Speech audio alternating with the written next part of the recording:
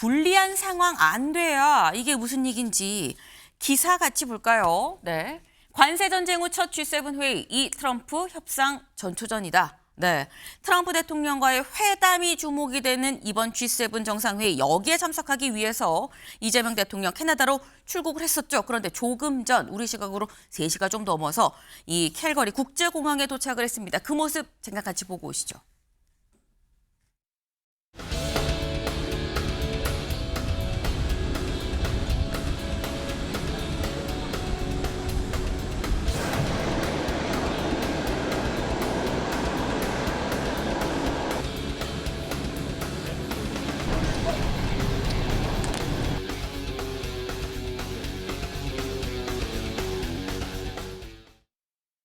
네, 지금 캐나다에 도착한 이재명 대통령과 김혜경 여사를 같이 좀 봤습니다. 네, 이제 관심은 트럼프 대통령 만나느냐라는 건데 지금 G7 정상회의가 15, 16, 17일 줄 알았는데 이 16, 17 이틀만 지금 진행을 한다고 하죠. 보겠습니다. 일단 16일은 G7 회원국이 참석한 단독 회담이 진행이 되기 때문에 이재명 대통령은 이 정상들 중에서도 이 회원국이 아니라 참관국들과 양자회담을 할 예정입니다. 그리고 17일에는 회원국과 참관국 다 같이 확대 세션이기 때문에 여기에서 이재명 대통령이 회원국과 이 양자회담을 할 수 있다라는 거예요. 지금 우리는 이 17일 오전 8시가 조금 넘어가고 있는데 캐나다는 15시간 지금 시간차가 나죠. 시차가 납니다. 때문에 거긴 아직 16일 오후다. 그렇다고 한다면 어떻게 보면 지금은 이 참관국만 볼 수 있는 거고 오늘에서 내일 넘어가는 새벽, 오늘 밤 늦게 정도나 양자회담을 할 수 있지 않겠느냐라는 생각이 들긴 드는데 강준영 위원님. 지금 이제 외교부 정책자문위원도 하시고 또 국제지역 연구센터장을 하고 계시는데 트럼프 대통령 만날 것 같긴 해요. 근데 만나긴 만나는데 많은 나라들이 다 지금 트럼프 대통령 만나려고 어떻게 보면 G7을 가는 것도 있거든요. 얼마나, 어느 정도의 시간으로 어떤 형식으로 만나느냐가 관심입니다. 네, 보통 다자회담에서는, 네. 다자무대에서는 오랫동안 정식으로 회의를 할 수는 없습니다. 그러니까 보통 길으면 30분, 짧으면 20분이고 또 통하면 뭐 발언은 거의 5, 6분밖에 못 하시거든요. 네. 그럼에도 불구하고 이렇게 첫 번째 취임 12일 만에 외교무대 데뷔를 하고 그다음에 이번에 그 설명을 하셨습니다만 G7이 G6 대 미국 이렇게 이제 구도가 간단 말이죠. 네. 그러니까 당연히 우리로서도 안 만나면 안 되는 구도가 되는 거고 그래서 틀림없이 조율이 돼서 만날 거고 마찬가지로 일본도 그럴 거다. 그런데 그 시간이 짧다 보니까 네. 자세한 얘기를 하기는 어려울 거예요. 우리가 이제 6일 날 전화 통화를 했잖아요. 그때 네. 이제 큰 틀에서 이재명 대통령도 분명히 얘기를 했습니다. 한미 동맹이 기본이고 이제 국익 기반의 실용 외교를 하겠다고 했으니까 그거를 재확인하면서 아마도 직접적인 얘기는 하기는 어렵지만 우리가 관세 협상을 잘 해보자. 뭐 이제 이런 정도의 메시지 거기까지밖에 못 가지 않을까 이렇게 생각을 합니다. 그 지금 말씀이 이게 아무래도 많은 나라들이 한 자리에 모인 다자 회의 이 상황이기 때문에 한 사람과 만나서 이 트럼프 대통령과 1대1로 만나서 긴 시간을 사실 이 얘기를 하기가 쉽지 않다. 거기다 또 통역까지 생각하면 절반 이하로도 이 뚝 떨어진다라고 지금 봐야 되는 건데 그렇다고 하면 그냥 좋은 어떤 상견례 호감 정도의 얘기 정도 건넬 수 있지 않겠느냐라는 말씀이에요. 다음 기사 볼까요? 그래서인지 한겨레는 또 이렇게 얘기를 하고 있습니다. G7에서 한미 한일 양자회담 성사될까?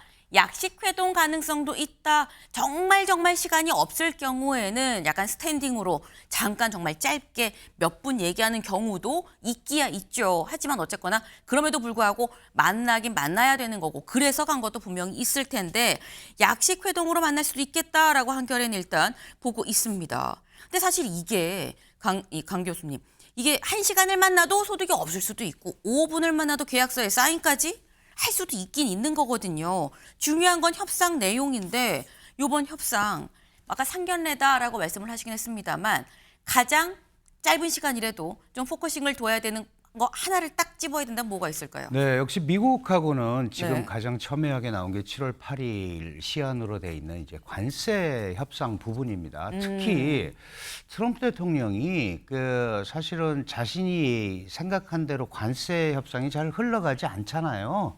그러니까 이제 그런 부분에 대해서 우리도 분명히 얘기를 해야 되고 그 기내 간담회에서 얘기했죠. 우리한테 꼭 불리한 것만 아니다라고 네. 말씀을 하셨듯이 그건 왜 그러냐 하면 트럼프가 어떤 특정 국가를 대상으로 하는 게 아니고 트럼프 대통령이 전 세계를 대상으로 하고 있기 때문에 다만 이제 제가 생각하기에는 외교적으로 부담이 될 말을 먼저 할 필요는 전혀 없다. 왜냐하면 나중에 이거는 네. 정상회담은 항상 큰 틀에서 하는 거고 실질적인 거는 그 하부 단위에서 이제 실무적으로 움직이는 거잖아요. 그러니까 큰 방향성만 잡으면 되고 특히 그 사실은 캠프 데이비드 한미일 삼각 협력을 강조한 캠프 데이비드 협정 회의 이후에 네. 사실 미국도 그 틀을 깨려고 하지는 않습니다. 그렇다면 한미 동맹과 한미일 삼자 협력 그리고 특히 일본 같은 경우는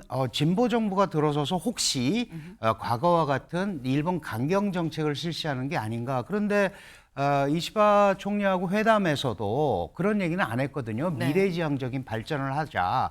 그러니까 큰 틀에서 그런 것들을 다시 한번 다지는 그런 어떤 흐름이 되지 않을까 이렇게 생각을 해서 그렇다면 네. 이게 길게 가건 약식으로 가건 지금 분위기는 한미나 한미일이나 그다지 나쁘지는 않다. 그리고 이렇게 한꺼번에 가서 여러 정상들을 볼 수 있는 기회가 없습니다. 네. 그러니까 짧게 많이 만나고 오시는 게 저는 더 훨씬 유리하다라고 생각을 합니다. 그렇군요. 어차피 짧게 많이 만나는 게 더 유리한 상황일 수 있다. 그리고 지금 가서는 우리가 서로 어떤 동맹, 이 한미 간 동맹이 좀 공고하다라는 좀 다지고 오는 측면이 더 중요하지 않겠냐라고 말씀을 하셨어요.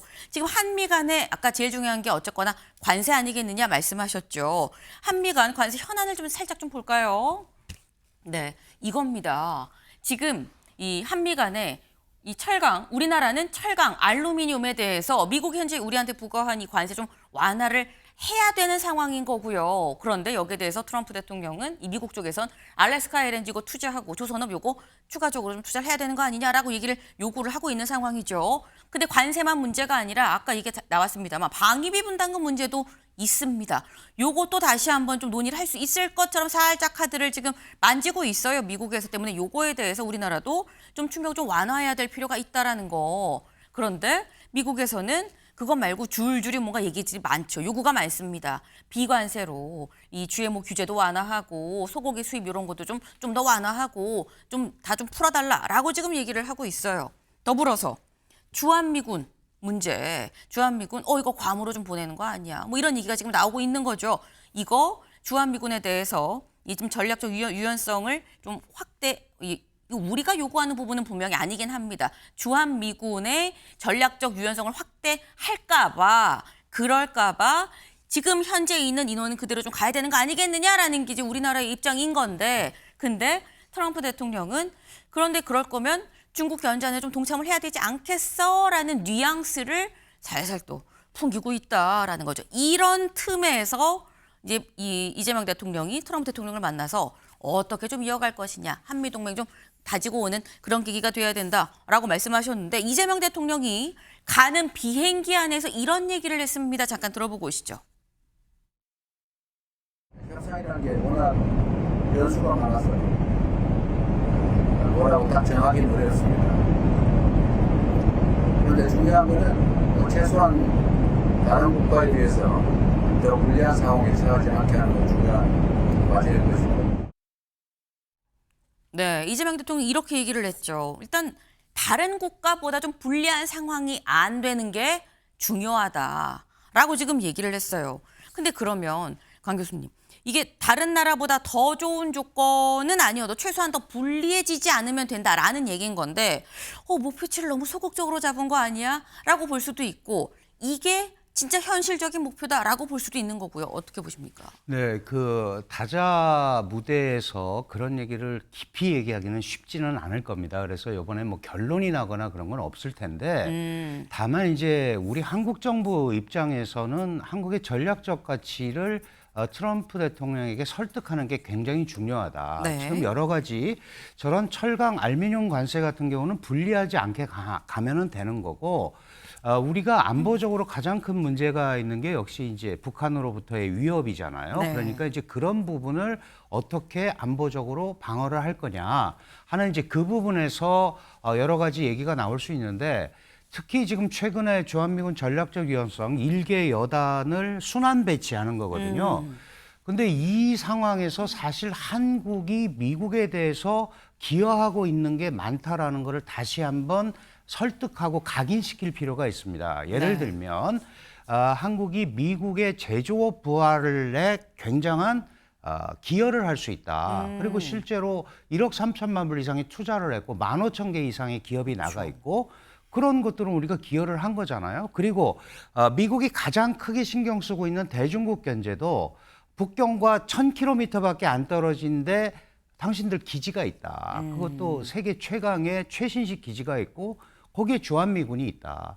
당연히 우리도 거기에 대해서는 협조하는 상황이다. 그리고 지금 미국이 가장 사실 떨어지고 있는 부분이 이제 조선업 같은 경우인데 네. 한국의 조선업은 트럼프 대통령도 여러 번 얘기를 했지만 경쟁력이 있다고 인정을 했고 앞으로 협력 강화도 얘기하거든요. 그러니까 꼭 그렇게 전략적으로 코너에 몰릴 상황은 아닌 거예요. 그래서 우리가 그게 이제 설득인 거죠. 물론 설득이라는 건 상대방이 들어야 되는 거지만 우리가 계속적으로 그런 얘기를 하면서 우리도 기여를 하고 있다라는 부분을 분명히 얘기를 하고 예를 들어서 주둔군 방위비 분담금이 좀 올라가거나 이런 것들은 수용할 수 있는 건 수용해도 괜찮습니다. 다만 관세 같은 경우는 트럼프식 관세주의는 사실은 한미가 FTA 체결국이에요. 네. FTA를 한 거는 관세를 제로로 가기 위한 그쵸. 건데 다른 국가와 똑같은 형태로 관세를 부과하는 거는 이건 좀 앞뒤가 안 맞지 않느냐. 이런 얘기들을 우리가 충분히 해줄 수 있어야 된다. 네. 그렇게 한다면 약간의 공간은 저도 생길 수 있다. 우리만 봐줄 수는 없지만 이 대통령 말대로 우리만 손해보는 네. 다른 나라보다 더 불리한 이런 흐름으로는 가지 않을 거다. 이런 생각을 합니다. 네, 지금 강 교수님이 직접 가셔서 이 참여를 하셔야 되는 거 아닌가 하는 생각도 살짝 들 만큼 저도 막 설득이 되고 막 그런 상황이에요. 그러니까 이런 얘기들을 미국한테 좀 해야 되는 거 아니겠느냐라는 말씀인 건데 근데 이 말씀은 그렇게 우리가 뭐 이렇게 코너에 몰린 그런 상황은 아니에요라고 말씀을 하셨어요. 그리고 딱히 요번에 결론이 날 것도 없는 상황입니다라고 말씀을 하셨는데 트럼프 대통령이 백악관에서 캐나다로 출발을 하면서 또 이런 얘기를 했습니다. 잠깐 들어보고 오시죠. President, do you expect to have some trade deals announced at the G7 summit coming up? Look, we have our trade deals. All we have to do is send a letter. This is what you're going to have to pay. But I think we'll have a few new trade deals. Yeah. 네, 몇몇 새로운 뭐 무역 협의를 지금 할 수 있을 거예요, 발표할 수 있을 거예요라고 지금 얘기를 했어요, 강 교수님. 지금 보면 이 몇몇 새로운 무역 협의 이거 무슨 얘기야 또 우리랑 하는 거야라는 생각이 들기도 하고요. 주로 이제 서방 선진국 특히 이제 EU 쪽에 네. 그동안 진행해 온 게 있었거든요. 예를 들면 우리가 5개 나라를 우선 지명을 했고 일본이 제일 먼저 나섰는데 일본의 저항이 상당했습니다. 왜냐하면 일본의 자동차 수출이나 이런 부분에 대해서 일본 국내 사정도 있으니까 물러날 수가 없고 네.